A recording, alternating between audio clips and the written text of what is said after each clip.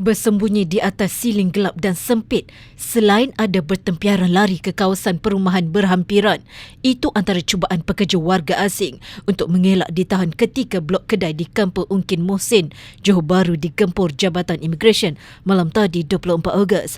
Bagaimanapun usaha itu sia-sia apabila premis yang dihuni warga asing itu sedia dikepung 105 pegawai dan penguatkuasa dalam serbuan kira-kira jam 12.30 malam.